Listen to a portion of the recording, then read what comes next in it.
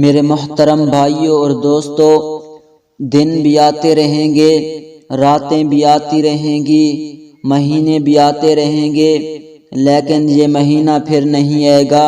یہ مہینہ نیکیوں کا موسم بہار ہے، عبادت و مغفرت کا سالانہ جشن ہے۔ نامعلوم پھر میسر آئے گا یا نہیں آئے گا۔ پھر کتنے ہی جاننے والے گزشتہ سال ہمارے اندر موجود تھے اور آج نہیں ہیں، اور جو آج موجود ہیں نامعلوم ان میں سے کتنے اگلے سال نہیں ہوں گے۔ پھر یہ بھی تو ہو سکتا ہے کہ وہ صحت اور فرصت کے لمحات جو ہمیں آج میسر ہیں وہ اگلے سال میسر نہ ہوں۔ خدا را اس مہینے کی عظمت کو پہچانیے، ان لمحات کی قدر کیجیے۔ یہ وہ مہینہ ہے جس میں شیاطین قید کر دیے جاتے ہیں۔ یہ وہ مہینہ ہے جس میں ایسی رات بھی ہے جو ہزاروں مہینوں سے افضل ہے۔ یہ وہ مہینہ ہے جس میں جنت آراستہ کی جاتی ہے۔ روزانہ بے شمار لوگوں کو جہنم سے آزادی کا پروانہ دیا جاتا ہے۔ عبادت کا ثواب کئی گنا بڑھا دیا جاتا ہے۔ دعائیں قبول ہوتی ہیں۔ اللہ کا منادی پکار پکار کر کہتا ہے، اے نیکی کرنے والے آگے بڑھ، جلدی کر، اور اے گناہ کرنے والے رک جا، باز آ جا۔ یہ گناہوں کا مہینہ نہیں، یہ تو توبہ اور مغفرت کا مہینہ ہے۔ ارے ظالم لوگ اپنی گردنیں جہنم سے آزاد کرا رہے ہیں، تو کیوں محروم رہتا ہے؟ اپنے خالق کے سامنے جھک جا اور دامن پھیلا کر درخواست کر، اللہم انا نسألک الجنۃ ونعوذ بک من النار۔ اے اللہ، ہم آپ سے جنت کی درخواست کرتے ہیں اور جہنم کی آگ سے پناہ مانگتے ہیں۔ بڑا بدبخت ہے وہ شخص جس نے رمضان المبارک کا مہینہ پایا مگر وہ اللہ کو راضی نہ کر سکا، جو اپنے آپ کو جہنم سے آزاد نہ کرا سکا، جو جنت کا حقدار نہ بن سکا۔ ایک دفعہ اللہ کے رسول خطبہ کے لیے ممبر پر جب چڑھنے لگے، جب آپ نے ممبر پر پہلا قدم رکھا تو آپ نے فرمایا آمین۔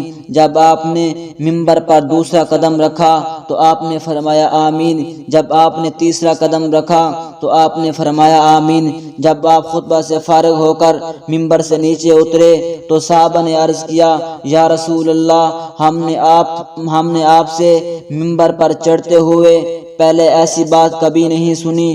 آپ نے ارشاد فرمایا کہ اس وقت جبرائیل علیہ السلام میرے سامنے آئے تھے۔ جب پہلے درجہ پر میں نے قدم رکھا تو انہوں نے کہا، ہلاک وہ شخص جس نے رمضان المبارک کا مہینہ پایا پھر بھی اس کی مغفرت نہ ہوئی۔ تو میں نے کہا آمین۔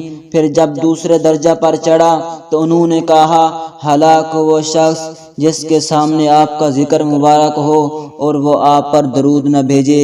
میں نے کہا آمین۔ جب تیسرے درجہ پر چڑھا تو انہوں نے کہا، ہلاک وہ شخص جس کے سامنے اس کے والدین جو ان میں سے کوئی ایک بڑھاپے کو پہنچ جائیں اور وہ ان کو جنت میں داخل نہ کریں۔ میں نے کہا آمین۔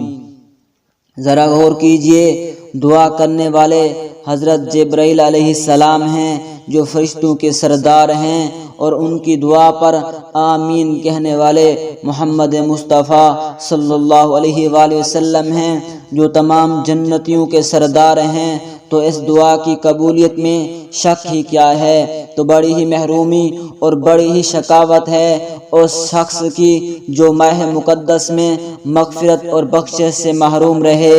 جو شخص رمضان المبارک میں ایک روزہ بھی بغیر عذر کے چھوڑ دے اور اس کی قضا میں ساری زندگی روزے رکھتا رہے تو اس ایک روزے کی قضا نہیں کر سکے گا، اس ایک روزے کی محرومی کی تلافی نہیں ہو سکتی جو ماہ مبارک کا روزہ چھوڑنے کی وجہ سے ہوئی۔